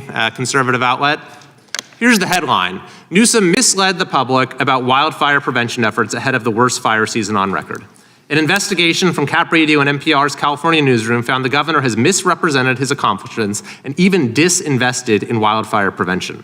The investigation found Newsom overstated by an astounding 690% the number of acres treated with fuel breaks and prescribed burns in the very forestry projects he said needed to be prioritized to protect the state's most vulnerable communities. So if it's true that fuel management and fuel reduction projects are so unimportant, as we're hearing from the other side today, then why did the governor feel the need to lie about it? I yield back. Gentleman yields back. Now recognize the gentleman from Illinois, Mr. Garcia. Thank you, Mr. Chair, and to all the witnesses here today. Now, in my opinion, the topic of this hearing is missing the point. What we should be focusing on is, one, how to help now, and two, how to address the root causes of drought and intensifying fires to prevent this from happening again. But instead, we've seen officials in the Trump administration are talking about DEI instead of how we're going to help people. My colleague, Representative Blint, has already made that point. They're talking about how to cut disaster aid instead of letting FEMA do its job, which is literally to help people after disasters. I'd like to hear from Mr. Freevold, our witness, who's a retired fire chief. And please, a yes or no answer. The question won't be that difficult. Yes or no, is DEI making firefighters less effective? No. Thank you. And that's so right. So contrary to Elon Musk's claims that the LA firefighters did not prioritize DEI over saving lives. That is a lie, and it is a slap in the face to dedicated professionals and volunteers across the country who undergo rigorous training and risk their lives to save others. It was offensive when President Trump used DEI to blame air traffic controllers, and it's offensive here too. And despite Trump's lies about FEMA, the agency continues to help disaster-impacted communities during times of great need. So again, I'd like to ask a question to Mr. Freevold. Mr. Freevold, yes or no? Is climate change worsening disasters? From the fire perspective, the one element of climate change I can speak to is vapor pressure deficit. Is that a yes? That part is making it more severe, yes. Thank you, sir. So as climate change worsens, disasters across the country, and as FEMA disaster declarations rise, districts across the country, represented members across the political spectrum, are at risk. In fact, in 2 Illinois counties from my district that it runs through, Cook County and DuPage County, we've had no fewer than 5 disasters declared since 2019. 2 of those disasters, both flooding related, hit my district real hard, and many of my constituents were able to receive FEMA's assistance for repairs and losses. Without further ado, Mr. Chair, I would like to yield my time to my friend from California, Mr. Swalwell. Thank you, Mr. Garcia. I've toured the Altadena area. I visited the Palisades. I've had disasters in my own district, fire and flood. And every person in those disasters and experiences told me the same thing. They just want the government to help them. They just want the government to help them. That's what a woman told me when she stood on a pile of ashes in the Palisades and brought gloves and a large garbage bag and searched for any memento for her child and walked away with a tin bowl that her daughter uses in her make-believe kitchen. She's not worried about the red team or the blue team. She's not worried about did DEI cause this or not. She just wants the government to help them. My colleagues, including Mr. Issa, we walked Altadena last week together. We heard the fire chief say these were 80-mile-per-hour winds. He said it would have taken every fire engine in California to stop the devastation that occurred in California. So I just asked my colleagues, let's work together on this. Let's be in the solutions business. Don't use DEI as an alibi. Because when the president blames DEI on an air disaster and blames DEI on a fire disaster, what that tells me is DEI to you stands for didn't even investigate. That's what it means to fire victims in California as well. So we're in the solutions business here. And Chief Freevault, I'd like for you to just tell us, as we move forward, as we look at code and zoning, what can we do to better protect against unseasonable winds in this new era that we're in? I'd return back to my opening statements on the 3 concurrent integrated actions. I don't believe you're here for there, but essentially prioritize selective management of combustible fuels immediately adjacent to wildland-urban interface communities, retroactively harden existing structures in WUI communities through evidence-based mitigations with defensible space, and require evidence-based mitigations to be included in part of the actuarial pricing of insurance rate setting. Thank you. And thank you, Mr. Garcia. I yield back. Gentleman yields back. I'll go to Congressman from California, Mr. Issa. Thank you, Mr. Chairman. And hello, Mr. Hilton. I'm going to direct my questions toward you, but I'm going to first thank my friend and colleague, Mr. Swalwell, because we were there together. We did stand together. We heard the same chiefs say the same thing. Problem is, he mentioned something that absolutely is true. Those people, the firefighters and the residents of Altadena, could not have stopped that fire. It was not going to happen with 80-mile-an-hour sustained winds. Whether there was unlimited water or not, it would have gone sideways, it wouldn't have gone down if they dropped it. We heard that together. We also heard a question from one of our mayors who asked, looking up at the hill where we were told the fire began, and they actually had camera footage of it beginning, could you have stopped it? No, exactly as Mr. Swalwell said. Then he asked, well, but if it had been cleared, would this have happened? And he said, absolutely not. So we have 2 truisms. One is no amount of water, no amount of fire equipment in the state in any way, shape, or form could have stopped a sustained 80-mile-an-hour wind with an unlimited amount of fuel that had built up over 30 years, never having been cleared under California law. Follow-up questions, Mr. Hilton. Mayor of Vista asked the question, well, why wasn't it cleared? And he said, we can't get the authority. He said on the other side of the mountain, on more federal land, some of it has been, but we have not been able to get a controlled burn on that in 30 years. Yeah. And I'm going to ask you just one more follow-up, I'll give you one more follow-up question, and then I'll explain it to you. Amazingly, we asked, is this fire, could it happen again? He said, oh, after what happened there, it couldn't happen again for a decade because it's been cleared. Yes. So, Mr. Hilton, is that what you're trying to achieve? Is that what you're bringing to us? Is the common sense question of why didn't we clear it and when are we going to clear similar hillsides so that people not suffer again? Exactly. It is the best and most simple common sense preventative measure we can take. Here it is. This is the California Air Resources Board, 2000, their new smoke management guidelines, which prevented the clearance. Those hills haven't been cleared for 25 years. How's the smoke now? I mean, it's just so counterproductive. I'm not saying it's ill-intentioned, but the consequences have been deadly and devastating. As I mentioned earlier, the Santa Monica Mountain Conservancy, stopping people, saying you're going to be fined if you take responsible action to clear the brush. As I said earlier, it's our firefighters who end up having to clear the brush after the event. That's what they're doing when they say we're containing the fire. They're using bulldozers and axes to stop the perimeter from spreading. Why don't we do it before? And then we can prevent this loss of life. I agree with Mr. Swalwell. We need solutions. I totally agree. That's why my organization, Golden Together, we published a document, Rescue, Reform, Rebuild, with specific recommendations for how we can stop it happening again, even on the question of firefighting. We can learn from other countries who do this better, using technology to spot fires much more early so they can be extinguished earlier, so they don't spread and turn into these kinds of And if I can call on my colleague, Mr. Swalwell, again, last month I introduced H.R. 71, and oddly enough, what you see behind me is the amount of pages of green tape wrapped bureaucracy we would eliminate if H.R. 731 passes. Yes, that's 5 feet of single line printing that we would eliminate.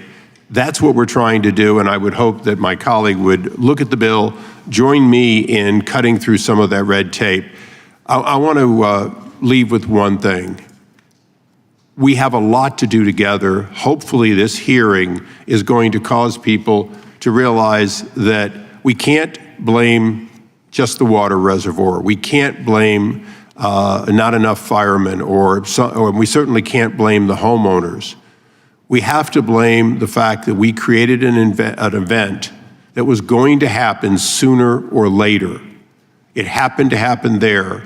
But Mr. Hilton, what you brought to us today, and all of you, is the reality that this will happen again the next time there's a spark and a sustained wind in California and fuel that has not been taken away for more than 30 years. So I'm hoping that we learn from this. I'm hoping that my colleagues and I can work together on the points that we can agree on. And I want to thank the witnesses for bringing up the fact that this was preventable. The problem was your government. Thank you. To yield back. Gentleman yields back. Now recognize the gentlewoman from California, Ms. Lofgren. Thank you, Mr. Chairman. I was also able to visit the scene of the fire last week with my colleague, Mr. Ison Swalwell. It was just tragic. I mean, really, the devastation is hard to comprehend. And the people, thousands and thousands of people who lost everything, it's really tragic. We need to work together to make sure that we do our very best to prevent something like that from ever happening again. But I do think it's important that we have the facts in front of us. For example, under the state's leadership, the number of CAL FIRE personnel nearly doubled from 2019 to the present. The state has now invested $2 billion in managing and reducing the fuel load in forests. And in fact, the prescribed fire activity has more than doubled from 2021 to 2023. So I'd like to ask unanimous consent to put a fact sheet into the record, Mr. Chairman. Without objection. I understand that R Street has connections to there have been representatives from insurance companies, nothing illegal or wrong about that. But what's being proposed is really, in the insurance area, something that is, I don't think, workable. I mean, Florida tried it and didn't work. The premiums are 2.5 times as high in Florida as they are in California. But there is a problem with insurance in California and across the United States that we don't have an answer to. And I would ask unanimous consent to put that information in the record, Mr. Chairman. Without objection. I would just like to know, looking at the mountains in back of the fire in Altadena, you talk about forest. That wasn't a forest. It was chaparral, it was scrub. And one of the things that happens in California is we go from, the rivers to the drought. In 2023, Los Angeles County got 200% of average rainfall. I mean, it just soaked the place. And the vegetation took off. The next year, 2024, was the second driest year in history in LA County. So all that vegetation that got, spurred by the rain dried to a tinder. It was a tinderbox. One of the things that the fire chief told us when we visited last week is they want to do prescribed burns when it's wet. It's just about to rain because they don't want, in New Mexico, they had a conflagration because a prescribed burn took off. It hasn't done that kind of rain in LA except for this week from last April. I mean, there was no rain at all. They couldn't do a prescribed burn in those hillsides. They're too steep to do, to put bulldozers in. That's impossible. So I'm just wondering, Mr. Prevost, I mean, as a fire chief, what do you do in a situation like that? I mean, I grew up with the mission that only you can prevent forest fires, right? Smokey the Bear told us that, and we didn't realize when we did that we were building up this fuel load that needed to, I mean, it's a tinderbox. It needs to be removed, but it's going to take a while to sort through the accumulation of that fire. What do you do in a situation like in Altadena where you have that chaparral, it's dry as a tinder, and it's not wet, you can't burn it? What do you do, Mr. Prevost? This is why I keep coming back to we need to rethink the problem. This is not a wildfire problem. When we have embers that will travel miles, fire breaks won't accomplish what you're looking for. We will have fires and ignitions in the conditions we have now long before any of the policy discussions we're going to have, the current ones we're having, are going to have an effect. We must, as fast as possible, deal with the ignitability of the structures in these fire-dependent landscapes. If this is really about dropping losses of property and life in those settings, if that's what we're setting out to do, with laser focus, we have to mitigate those structures and do it at a density that will keep the structures from becoming the fuel type. You've heard it from everybody. Those conditions, you cannot stop the fire spread. Those conditions are going to get worse. They're not going to plateau. So this discussion about fire breaks and the idea of treating acres, millions of acres, we need to get there. But to your point, they're called prescribed fires for a reason. There's a prescription, which means there are parameters that you do them in. If you don't do them in the right way, you do have things like the Peshtigo fire or the Hermit's Peak fire. So we absolutely need to harden the structures first. Gentlewoman's time has expired. Now recognize the gentleman from Washington, Mr. Baumgartner. Well, thank you, Mr. Chair, and to the members of the committee and to our distinguished panelists here. I was able to visit the fires last week, saw that immense destruction. Also have some personal background here. My father was 40 years a professor of forestry. My uncle was a smoke jumper. My other uncle laid out more timber sales than anyone in Oregon history. And I worked 2 summers on fire science research teams. And frankly, we have way too much fuel load in our western forests, given 100 years of fire suppression. I'd like to get to the solutions. So I'm going to show a short video from some folks in Northeast Washington that can go in and do the kind of forest management that we need to reduce these fuel loads. This is from Vaughan Timber. What they do is they can take very small diameter trees and still get some value out of them and clean up the forest. So this is what the solution would look like if we could play the video. Hello there. My name is Dwayne Vaughan with Vaughan Brothers Lumber in Colville, Washington. We are surrounded by the Colville National Forest here. We've been working on it for over 50 years. We're doing a lot of fuels reduction and thinning. We want to show that, how that works here and how it may show in other areas. And we really appreciate people that want to come up and see what we're doing, how we're doing it, and why it works, and what needs to be done yet to make it work even better or on a larger scale. We've got projects that are big up here called A to Z. We could handle more than double that, so we could thin more acres. Technology is the key here. If you had to do it by hand, it would take you a week to do an acre. With these machines, they can do 20 acres a day, which is economy of scale. And you got to have that critical mass because we have so many acres that need to be treated, even here, but on all forest in the West.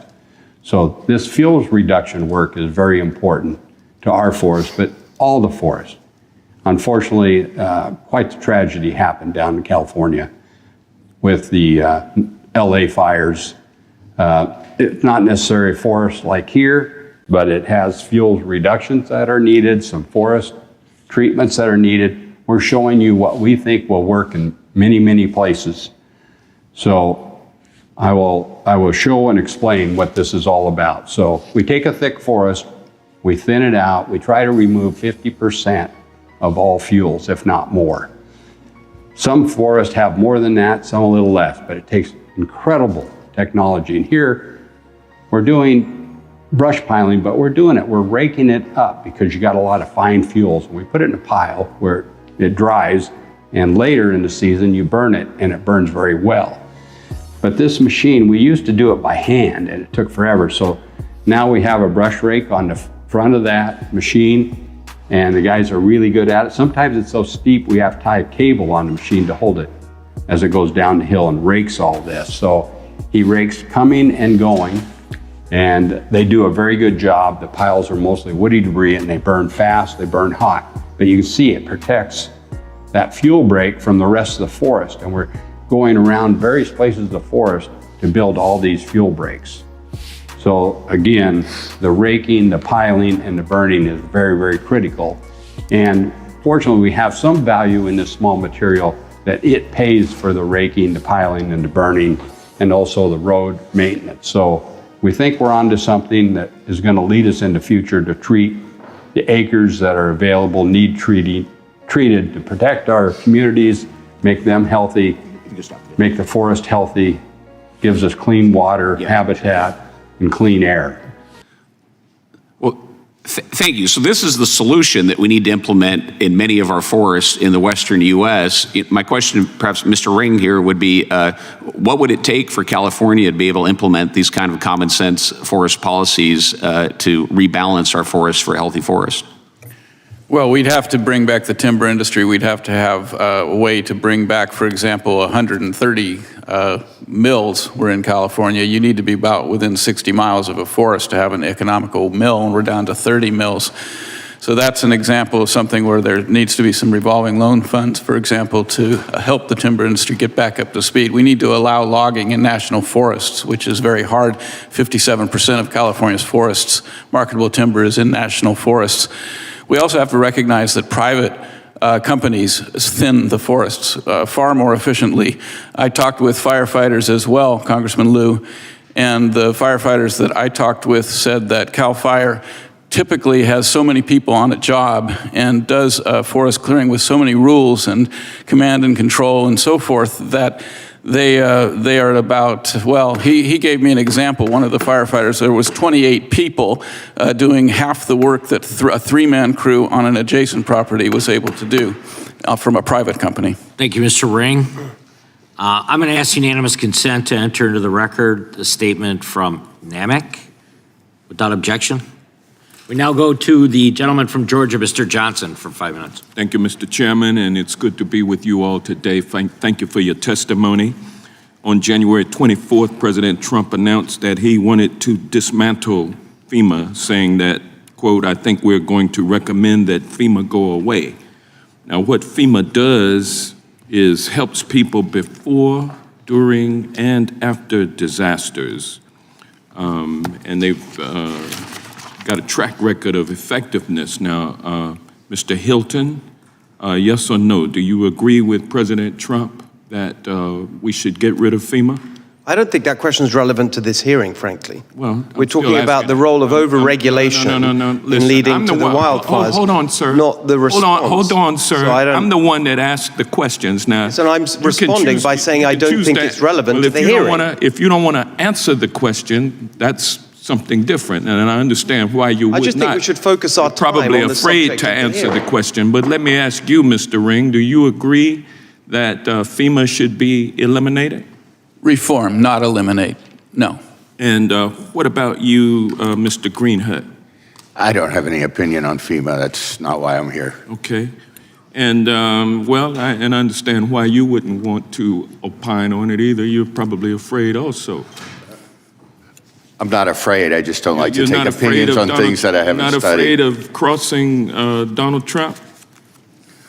I'm not here on a partisan basis. I know that you... I'm not even a Republican. Well, you know, you still don't want to cross swords with Donald Trump. I understand a lot of our witnesses feel the same way that you do, and for good reason. But now, Let me ask you this question, Mr. Freevault. Last week, in his esteemed wisdom, President Trump ordered the release of billions of gallons of water from 2 dams in the California Central Valley in a different basin than Los Angeles sits. And his reason was to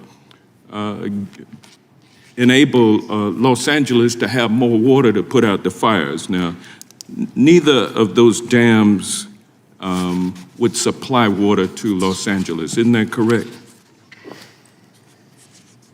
That is my understanding. And there's no way to move water from one basin to the next. Correct? That is my understanding. And so instead of releasing water that goes to fight the fires in Los Angeles from San Francisco, those billions of gallons of water that President Trump ordered the Corps of Engineers to release just went to waste. Correct? I do not know the final outcome of the water or the water system at that It went level. on into the ocean, and the plan had been for that water to enable farmers in the Central Valley to be able to water their crops during the upcoming season of growth. Isn't that right? I'm sorry, restate the last part of the question? So in other words, the water that President Trump wasted, putting it in the Pacific Ocean, was meant for farmers in the Central Valley to use in this current growing season to water their crops, correct? Would you like me to help you with this question, sir? No. Because I can give you the answers you're looking for. I'm not interested in talking. You're not interested in actual answers? Since you are afraid to answer my questions. I'm just about to answer your question if you'll let me. I'm the one asking the questions. You're the one that should be answering them, but you've already refused to do so. But you're not letting me. I'm not asking you this one, though. Mr. Freevault, I'm talking to. Mr. Freevault. He said he's not focused on it. I can help you with it if you'll only ask me. So if you would just be quiet, that would be helpful. Mr. Freevault? I do not understand the operational benefit to the LA fires and the release of the water. Yeah. It was a ridiculous decision and reckless and unhelpful. Mr. Freevault, you have 40 years of experience in the fire service. The other witnesses said that California's air quality regulations stopped the controlled burns that would have prevented the fires. But given Southern California's chaparral-dominated ecosystems, those kinds of controlled burns— Gentleman's time has expired. —would have actually put them at greater risk of uncontrolled fires. Isn't that correct? Gentleman, time has expired.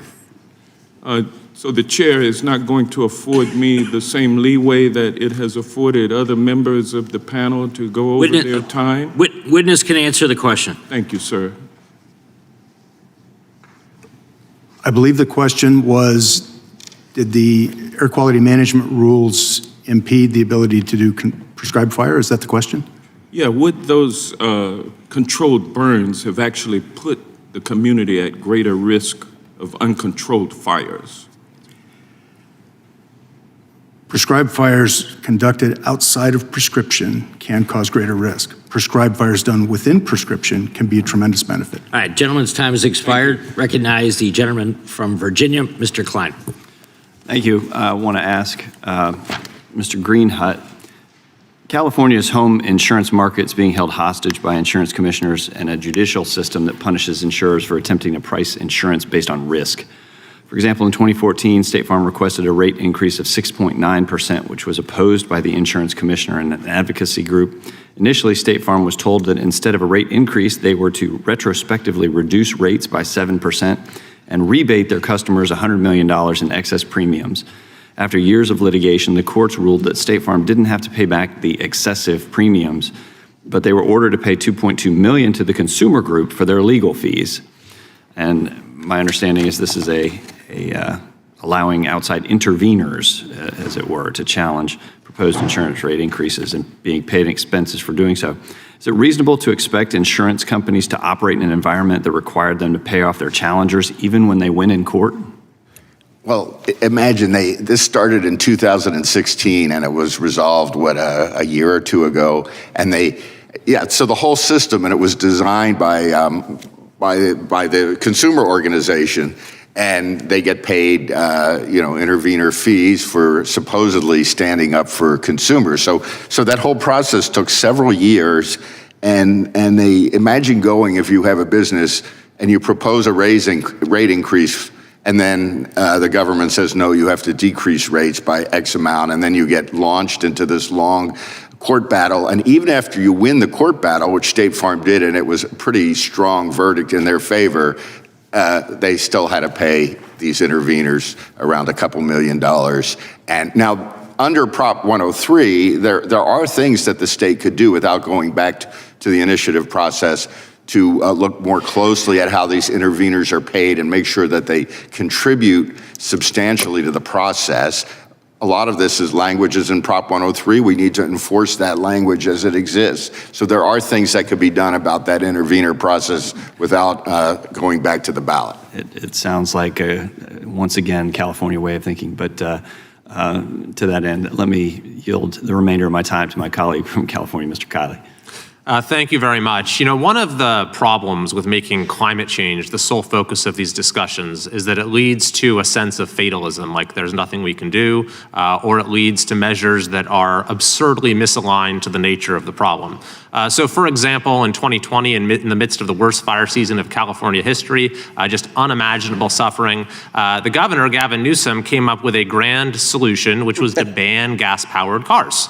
This is actually what he did. His reasoning was, look, the cars cause emissions, which cause climate change, which cause the fires, therefore we just need to ban the cars, and in fact, followed up with a ban on trucks, on trains, even on lawnmowers and leaf blowers. So, Mr. Ring, in your opinion, what is the more effective strategy when it comes to fire prevention? Is it banning cars and leaf blowers, or is it reducing fuel through things like prescribed burns and strategic tree removal?